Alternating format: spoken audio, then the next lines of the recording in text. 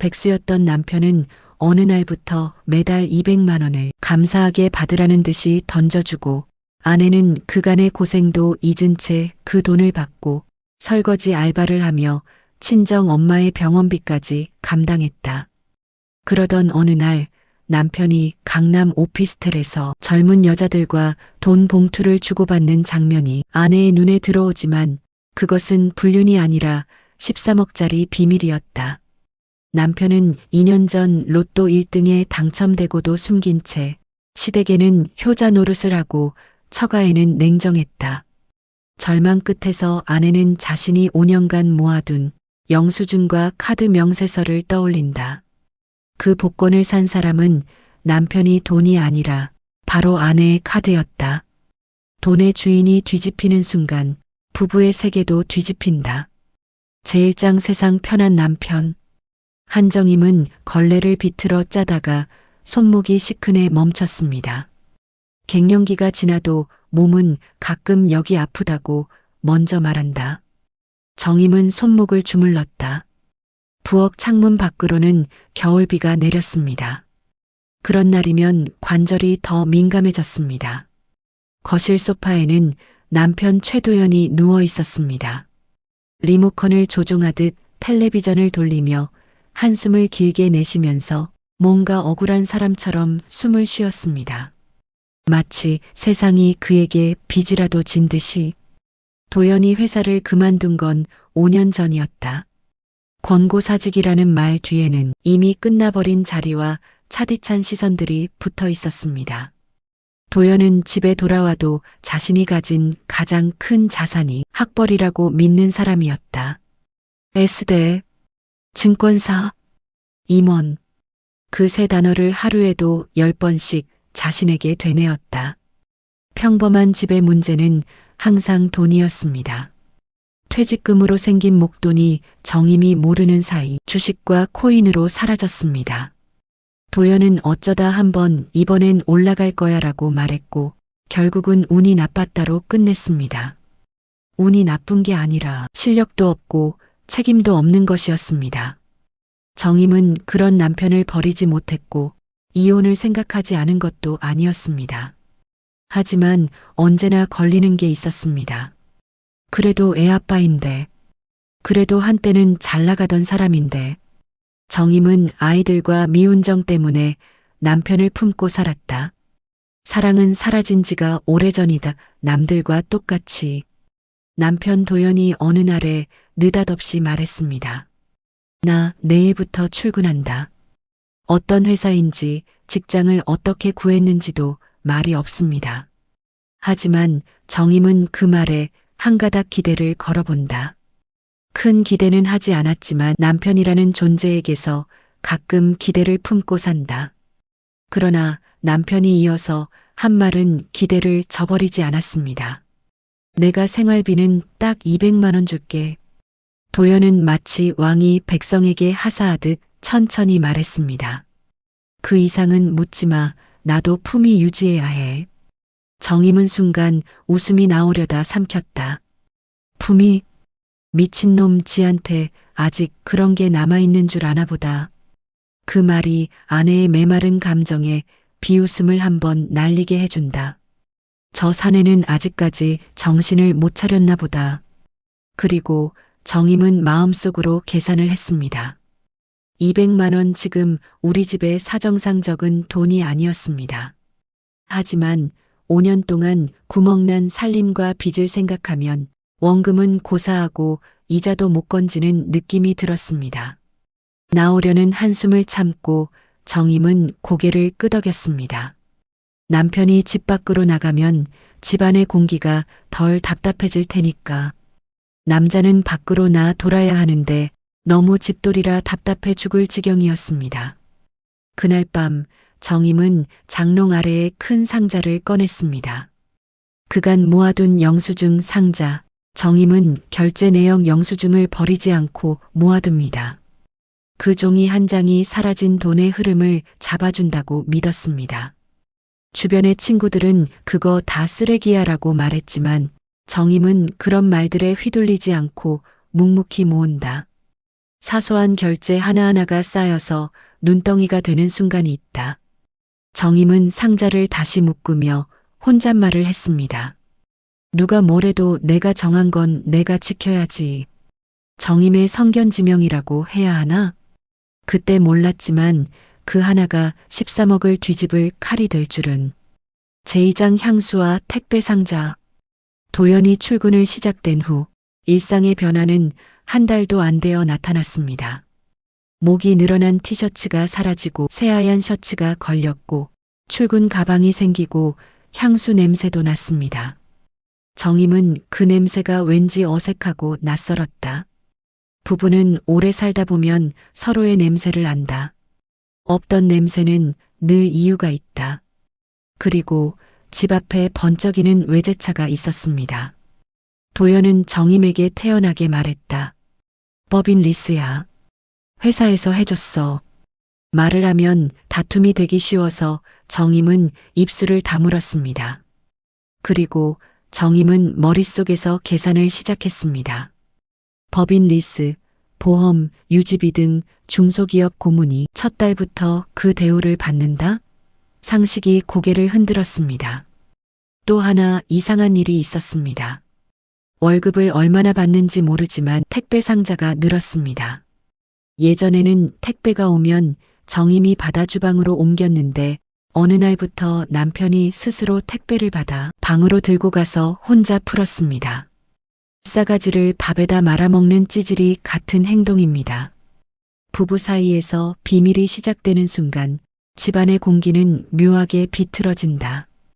이 모든 것이 남편이 회사 출근을 한 후부터다. 정임은 내가 모르는 뭔가가 있다고 직감했다. 며칠 뒤 동네 친구 양미경의 전화가 왔습니다. 미경이는 아기가 있는 친구는 아닌데 소문들을 어디서 듣고 다니는지 동네 소문은 다 퍼뜨리고 다니는 친구다. 모든 동네에 하나씩 있는 그런 애. 정임아, 너 괜찮니? 왜? 오늘은 무슨 일인데? 아, 요즘 도연 오빠 잘 회사 잘 다니나 해서. 미경의 말끝이 흐려졌습니다. 그건 소문이 나돌 때 입이 근질거리는 걸 참는 말투임을 알았기에 가만히 물었다. 미경아, 무슨 소문인데 안 좋은 거야? 미경은 잠시 머뭇거리더니 작은 목소리로 말했습니다. 교회에서 누가 오빠를 봤대. 강남에서 젊은 여자들 몇이랑 같이 있는 걸. 근데 분위기가 이상했대. 술자리라기보단 돈 얘기하는 자리 같았대. 정임의 속이 쿵하고 내려앉았다. 돈, 여자, 술자리. 세 단어가 맞물리면 좋은 그림이 나오지 않는다. 그날 저녁 딸 서윤에게서도 비슷한 전화가 왔습니다. 엄마, 아빠 요즘 이상하지 않아? 내 친구가 테헤란로 근처에서 봤다는데 아빠가 너무 멋있게 입고 있더래. 근데 옆에는 젊은 여자들이 있었대.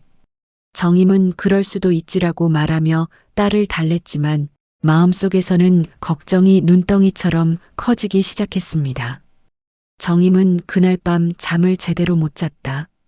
그날 도연이 잠든 뒤 정임은 그의 재킷 주머니를 뒤졌습니다.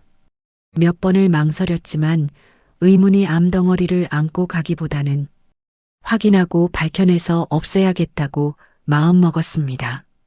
그래서 이 손은 부끄러운 손이 아니라 확인하는 손이라고. 주머니 속에서 명함 한 장이 나왔습니다. 강남 자산컨설팅 고문 최도연. 그 명함을 꺼내서 뒤집어 봤더니 강남의 오피스텔 단지 주소가 적혀 있었습니다. 정임은 휴대폰을 꺼내서 명함 사진을 찍고 폰을 끄고 조용히 방을 나왔습니다. 제3장 강남 1602호. 다음 날 정임은 뜻밖의 용기를 냈습니다. 검은 모자를 눌러쓰고 도연의 차를 뒤에서 따라갔습니다. 자신이 이런 일을 하는 사람이 될 줄 몰랐다. 하지만 마음의 모든 구멍이 다 막혀 있어서 진실을 확인하지 않으면 숨을 제대로 쉴 수가 없을 것 같았습니다. 도연의 차가 도착한 곳은 회사가 밀집한 테헤란로 한복판이었습니다. 로비에 있는 조명과 바닥의 대리석도 돈칠을 했구나 싶은 고급 주거형 오피스텔. 도연의 재킷에서 꺼낸 명함의 주소와 같았습니다. 정임은 경비실 뒤로 몸을 숨기고 도연의 움직임을 지켜봤다. 도연은 익숙하게 엘리베이터를 탔습니다. 정임은 숨을 한번 삼키고 뒤따라 올라갔다. 복도는 조용했고 1602호 앞에서 도연이 비밀번호를 눌렀다. 디리링 마이너스 하는 소리와 함께 문이 열렸다. 정임은 한 발짝 물러서서 생각을 거듭했습니다. 사무실이 큰 회사의 사무실 같지는 않고 출근하는 사람도 남편밖에 보이지 않는다. 도대체 남편은 이곳에서 무얼 하고 있나? 정임은 문 앞에서 생각을 거듭하며 몇 분을 서 있었고 그리고 오늘 하루 사무실을 지켜보기로 했습니다. 그날 오후 1602호 문이 열고 닫히기 시작했고 젊고 날씬하고 고급스러운 옷을 입은 여자들이 드나들었습니다. 그런 모습들을 보는 정임은 온몸에 열이 오르기 시작했다. 아무리 미운정으로 산다고는 하지만 그래도 명목상 남편인데 저런 젊은 여자들과 바람을 핀다는 상상을 하자 열이 오르는 걸 느꼈습니다. 하지만 손에는 서류철들이 들려 있었고 방에서 나올 때는 두툼한 봉투를 하나씩 들고 있었습니다. 불륜이라고 하기엔 너무 업무 같았습니다. 방은 문이었지만 정임은 문 가까이 다가가 귀를 가까이 댔습니다. 도연의 목소리는 유난히 커져 있었습니다. 내가 누군지 알지? S대 나온 최도연이야. 너희는 그냥 나 믿고 따라오면 돼. 여자들의 목소리가 들려왔다. 오빠, 이번 수익률 친구들이 난리야. 더 넣겠대. 정임은 그 말을 듣는 순간 도연의 재능이 어떤 방향으로 쓰이고 있는지 알 것 같았습니다. 도연은 사람의 마음을 흔드는 말로 돈을 끌어모으는 사람이었고 그리고 그런 사람은 돈을 얻으면 더 위험해진다. 잠시 후 문이 열리고 도연이 여자들을 배웅하러 나와서 정임은 반사적으로 몸을 낮췄습니다. 도연이 엘리베이터 방향으로 몇 걸음 걸어가는 사이 1602호 문이 방범고리가 살짝 걸려 있었고 완전히 닫히지 않은 걸 알고 남편 쪽을 바라봤습니다.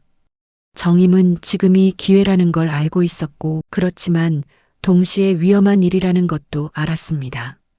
들키면 끝인 줄 알면서도 정임은 들어갔고 누군가는 이걸 무모하다고 말하며 욕할 것이다. 하지만 정임에게는 무모함이 아니라 남편의 비밀을 캐내야 한다는 발버둥이었습니다.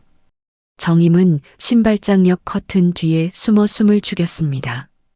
구두 발자국 소리가 끝난 후 화장실에서 물소리가 들렸습니다. 도연이 들어와 화장실로 간 모양이었습니다. 그 짧은 시간에 정임은 거실 책상 위 노트북 화면을 봤습니다. 은행 입출금 내역이었고 화면 한쪽에 나타나 있는 파일명 하나. 로또 1등 당첨금 19억 원. 정임은 눈을 깜빡거렸고 머릿속에 새겨진 글자는 사라지지 않았습니다. 오히려 더 선명해져서 정임의 목이 타는 듯이 마르고 손끝이 차가워졌습니다. 13억. 정임은 머릿속으로 숫자를 세어보려다가 멈췄다. 숫자를 세는 순간 지금껏 자신이 살아오면서 겪은 고생이 한꺼번에 밀려올 것 같았습니다. 도연이 화장실에서 나오는 소리가 들렸고 정임은 커튼 속에 몸을 더 숨겼습니다. 도연은 거실로 나와 어디로 전화를 걸었습니다. 다음 주엔 제주로 가지. VIP들 접대해야지. 정임은 눈을 감으며 생각했습니다. 남편은 어디서부터 어디까지 거짓말을 하고 있을까? 나에게 진실을 하나라도 말해주었을까? 정말 조금이라도 나를 아내로 생각하는 건가? 정임은 도연이 다시 방으로 들어간 틈을 타 조용히 빠져나왔습니다. 복도에 나왔을 때 정임의 두 다리는 사시나무 떨듯 떨렸습니다. 하지만 떨리면서도 생각은 분명했습니다. 지금 남편이 벌이고 있는 건 불륜이 아니다. 이건 돈과 관련이 되어 있고 무슨 돈으로 투자를 계속하는지 알아야 한다. 그리고 돈의 흐름은 조폐공사도 흔적이 남는다. 잿간 놈이 뛰어봐야 벼룩이다. 제사장 13억의 비밀, 그리고 장례식의 빈자리. 집으로 돌아온 정임은 며칠 동안 말이 없어졌는데 도연은 그걸 그냥 기분 탓으로 넘겼습니다. 남편은 늘 자기 자신만 괜찮으면 세상이 전부 괜찮다고 생각하는 그런 사람이다. 아내의 표정이 무너져도 자기 발끝만 보는 그런 사람이다. 며칠 뒤 정임의 친정어머니가 위독하다는 연락이 왔습니다. 정임은 딸 서윤의 도움을 받아 요양병원으로 달려갔고 원무과에서 밀린 병원비 이야기를 할 때 정임의 목소리는 기어 들어가는 목소리로 대화를 마쳤습니다. 그녀의 낮아진 목소리는 삶의 무게였고 갑을 향한 을의 무의식적인 행동입니다. 병원의 원무과장과 상담이 끝난 후 정임은 2번 다시 하기 싫은 전화를 했습니다. 여보, 어머니가 많이 안 좋대. 이번 달만 병원비 좀 도와줘. 남편 도연은 잠깐 침묵하더니 차갑게 말했습니다. 나도 나갈 돈이 많아. 내가 주는 200만 원으로 어떻게 해봐. 남편의 그 말은 정임에게 부부 생활의 밑바닥을 보여줬습니다. 그날 밤 정임은 병원 복도에서 가슴을 부여잡으며 울음을 참았습니다. 눈물이 나오고 울음이 나오면 엄마한테 안 좋을까봐. 그러나 기대와 달리 어머니는 며칠도 안 돼 돌아가셨습니다. 어머니의 손을 잡고 마지막 말을 들으려 애썼지만 끝내 듣지 못했습니다. 어머니 몸에서 나는 소독약 냄새만 남았습니다. 장례식장에 어머니의 사위 도연은 중요한 미팅이 있다며 오지 않았습니다. 장례식장 구석에서 슬픔을 삼킨 정임은 도연의 중요한 미팅이 무엇인지 알고 있었다. 강남 오피스텔에서 웃고 있을 도연. 제주 골프를 예약할 도연. 그 생각이 정임의 장례를 더 서럽게 했다. 서러운 마음이 분노로 바뀌는 건 순간이었습니다. 어머니의 장례가 끝난 뒤 도연은 기다렸다는 듯 이혼 서류를 내밀었습니다. 그의 표정은 전혀 미안해하지는 않았고 오히려 확신이 서려 있었습니다. 그 싸가지의 확신은 법을 알고 있다는 표정에서 나오는 것 같았습니다. 너랑 사는 거 구질구질해서 못 해먹겠다. 남편은 서류를 바닥에 탁 내려놓았습니다. 바닥에 처박히는 서류를 보는 순간 정임은 결혼을 짐승과 했다고 후회했고 돌아가신 엄마가 결혼할 때 애쓴 모습이 기억났습니다. 남편이었던 저 작자 도연은 사람이라기보다 자기 욕망만 아는 멍청한 똥개식기와 똑같았습니다. 제호장 특유 재산이 뭐야? 똥개식기는 굳이 변호사를 대동하고 왔습니다. 그 변호사는 정임을 사람으로 보지 않았고 사건으로 보는 것과 동시에 돈으로 보는 것 같았습니다. 해야 할 말이 정리되어 있었고 눈빛이 차가웠습니다. 복권 당첨금은요, 원칙적으로 특유 재산으로 판단되는 경우가 많습니다.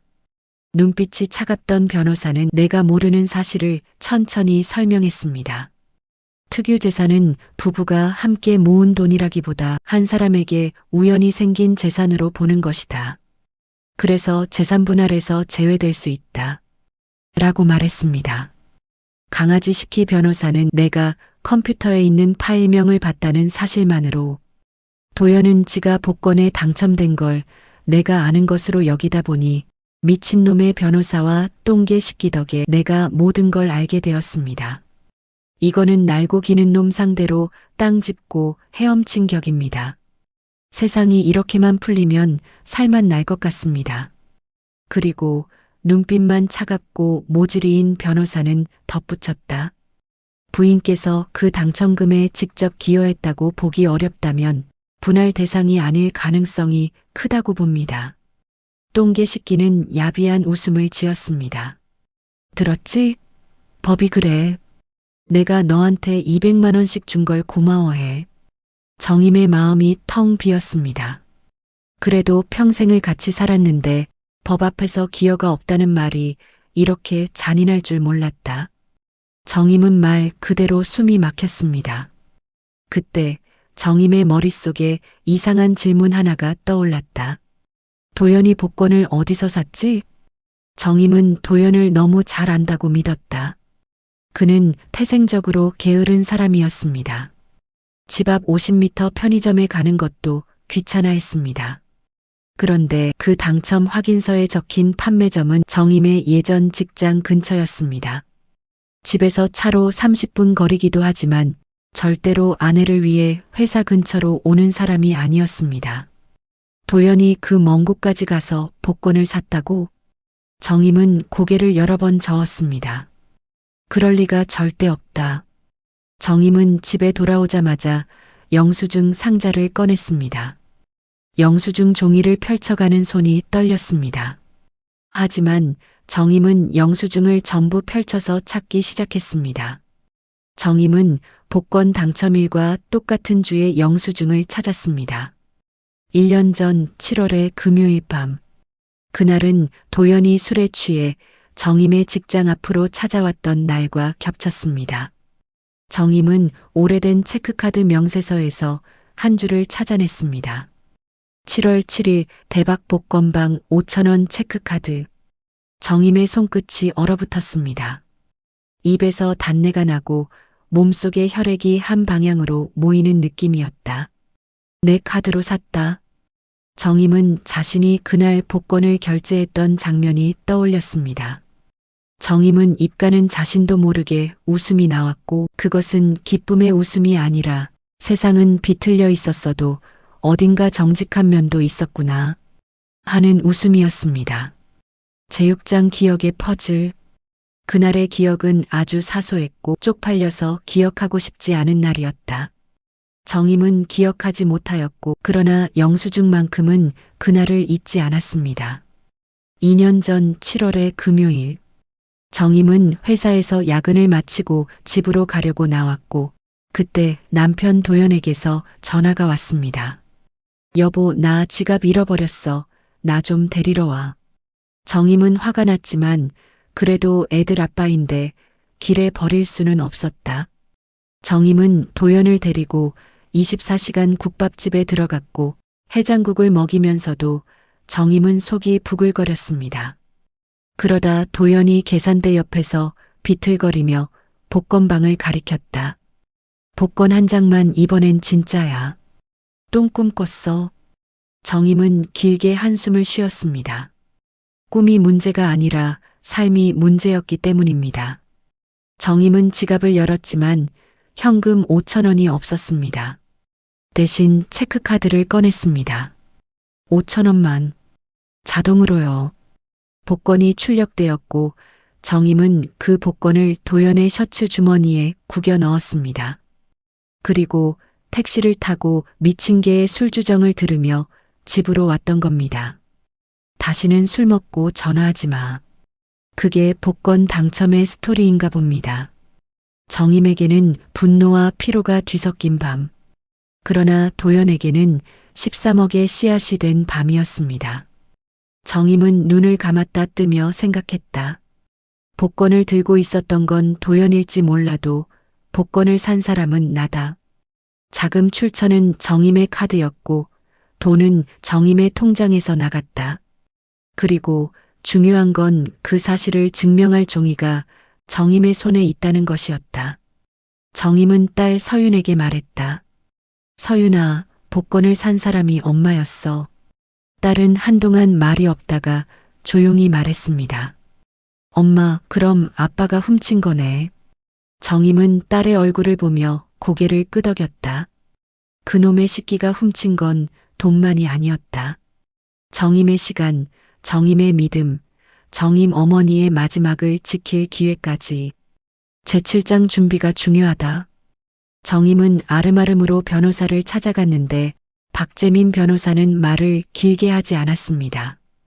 대신 영수증 종이를 한 장씩 확인했습니다. 고객님, 중요한 건 3가지입니다. 그가 손가락을 접으며 말했습니다. 첫째, 복권 구매를 입증하는 결제 기록. 둘째, 그날 남편분이 무일푼이었다는 정황. 셋째, 당첨 사실을 숨기고 사용한 내역입니다. 그 말을 듣고 정임은 고개를 끄덕였다. 복잡한 말 대신 정임은 내가 할 일처럼 이해했습니다. 박 변호사는 내가 알아듣기 쉽게 덧붙였습니다. 그리고 이런 건 꼭 기억하세요. 다투는 과정에서 제일 중요한 건 말 다툼이 아니라 증거입니다. 문자, 통장, 카드, 사진, 날짜 등 이런 것이 완벽하면 어떤 거짓말도 통하지 않습니다. 정임은 또 다른 한 가지를 덧붙여 말했습니다. 강남 오피스텔에서 도연이 젊은 여자들에게 투자 이야기를 하며 돈을 받던 장면들. 박 변호사의 표정이 조금 굳어졌습니다. 그건 민사 말고도 형사 문제로 번질 수 있습니다. 다만 고객님이 직접 위험한 행동을 하실 필요는 없어요.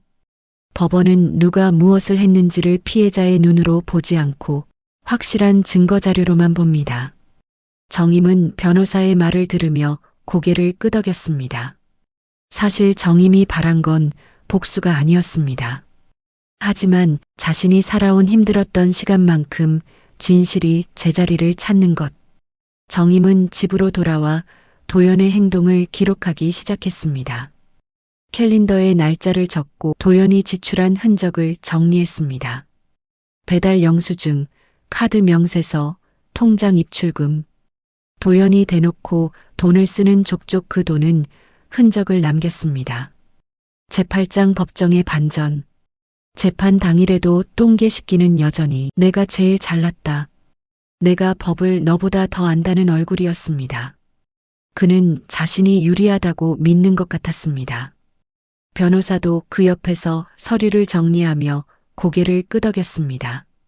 특유재산이라는 말이 그들의 방패였습니다. 도연은 말끝을 높였습니다. 복권은 내 운으로 된 겁니다. 내가 들고 있었고 내가 당첨됐습니다. 정임은 말하지 않았습니다. 대신 영수증을 꺼내고 서류들을 꺼냈습니다. 그리고 박재민 변호사가 증거 자료를 제출했습니다. 존경하는 재판장님, 복권 구매 자금은 원고의 체크카드에서 결제되었습니다. 구매 시각과 장소가 당첨 복권의 구매 기록과 일치합니다. 추가로 당시 피고는 지갑을 분실해 현금이 없었다는 통화 기록과 주변인 진술이 존재합니다. 화면에 뜬 결제 내역은 단순했다. 7월 7일 대박 복권방 5,000원 한정임 체크카드. 판사의 눈빛이 살짝 바뀌었습니다. 사람 눈빛은 변화를 마주할 때마다 달라진다. 도연이 벌떡 일어났습니다. 그게 무슨 말입니까? 주머니에 있던 건 내 거잖아요. 판사가 단호하게 말했습니다. 피고 자리에 앉으세요. 소유관계는 감정으로 해결되지 않습니다. 박 변호사가 이어서 말했습니다. 복권 당첨금은 통상 우연히 생긴 재산이라 특유재산으로 보기도 합니다. 하지만 이 사건은 구매 자금 출처가 원고로 명확합니다. 실질적으로 원고가 취득한 재산으로 볼 여지가 큽니다. 더불어 피고는 당첨 사실을 은폐하고 혼인 중 부양 의무를 방기했으며 원고의 직계존속 장례에도 참석하지 않는 등 혼인관계를 파탄에 이르게 한 귀책 사유가 중대합니다. 도연의 얼굴이 하얗게 질려갔습니다. 그가 지금까지 믿었던 법은 사실 유리한 설명이었을 뿐이다. 법은 늘 사실과 증거들로 움직인다. 재판은 몇 차례 더 이어졌지만 도연이 취득한 오피스텔과 차량, 계좌 내역이 하나씩 정리되었습니다. 도연이 강남에서 벌이던 투자 모임 관련 자료도 일부 제출되었습니다. 판사는 그 부분에 대해 별도로 조치가 필요하다는 취지의 언급을 남겼고 정임은 그 말이 무엇을 뜻하는지 알았습니다. 도연이 쌓아올린 거짓말이 이제는 정임이 아니라 세상과 부딪힐 차례라는 뜻이었습니다. 재구장 새 통장, 새 규칙. 판결문이 나온 날 정임은 법원 앞에서 잠시 하늘을 봤습니다. 하늘은 늘 그 자리에 있는데 사람 마음이 바뀌면 하늘도 달라 보인다. 법원은 복권 당첨금의 실질적 소유주를 정임으로 인정했습니다. 남아있는 당첨금으로 취득한 강남 오피스텔, 외제차, 일부 현금이 정임에게 귀속되었고 이미 탕진된 돈은 한계가 있었지만 도연이 숨기고 사용한 내역과 혼인 파탄의 책임이 크게 인정되었다. 법원 앞에서 도연이 정임의 앞에 무릎을 꿇었다. 여보, 내가 잠깐 정신이 나갔어. 미안해. 다시 시작하자. 정임은 무릎을 꿇고 있는 도연을 내려다봤습니다. 5년 전 도연이 회사를 잃고 주저앉았을 때 정임은 따뜻한 손을 내밀었는데 그 손으로 도연을 일으키려 했고, 그런데 도연은 그 손을 잡아 일어선 게 아니라 그 손과 온몸을 짓밟고 올라서려 했습니다. 정임은 짧게 말했습니다. 최도연 씨, 당신 품위는 당신이 벌어서 지켜. 정임은 택시에 올랐습니다. 차창을 내리자 가을바람이 들어왔다. 차가운 바람이 아니었다. 오히려 숨이 트이는 바람이었다. 정임은 집에 돌아와 딸과 함께 앉았다. 정임은 돈을 세지 않았고 대신 돈을 나눴습니다. 큰 바구니 3개를 떠올렸습니다. 첫째, 생활 바구니. 집세관리비, 공과금, 식비, 보험료 같은 고정 지출을 위한 돈. 이 돈은 매달 일정하게 챙겨두었고, 둘째, 건강 바구니. 병원비, 약값, 건강검진, 그리고 예상치 못한 치료비를 위한 돈을 채웠고, 셋째, 비상 바구니. 절대로 손대지 않는 돈. 정임은 이 바구니를 통장으로 따로 만들었습니다. 정임은 딸 서윤에게 말했습니다. 돈이 많아도 계획이 없으면 세더라. 그리고 누가 큰 돈 쉽게 벌게 해준다고 하면 일단 한번 의심을 해. 세상은 공짜를 좋아하는 사람을 먼저 잡아먹어. 딸 서윤은 조용히 고개를 끄덕였습니다. 엄마, 앞으로는 엄마 편은 엄마뿐이야. 정임은 딸의 말에 눈물이 났습니다. 이번엔 서러운 눈물이 아니고 살아남았다는 눈물이었습니다. 정임은 마지막으로 친정어머니 이름의 작은 장학금을 만들었습니다. 크게 과시하지 않았고 조용히 정립했습니다. 자신이 지키지 못한 마음을 다른 누군가에게라도 건네고 싶었습니다. 그리고 정임은 영수증 상자를 새 상자에 옮겨 담았습니다. 과거를 붙잡기 위해서가 아니었고 다시는 속지 않기 위해서, 그리고 자신이 살아온 시간을 스스로 증명하기 위해서였다. 에필로그. 사람이 배신을 당하면 내 인생이 끝난 것처럼 여겨질 수도 있다. 하지만 정임은 알게 되었다. 끝난 건 삶의 일부분이지 삶의 전부가 아니었다는 것을. 13억은 기적이 아니었다. 정임이 살아온 시간의 값이었다. 그리고 그 값을 증명한 건 하늘에서 떨어진 행운이 아니라 장롱 아래에 묵혀있던 영수증 한 장이었다. 여러분도 평범한 나만의 루틴을 만들어 보시기를.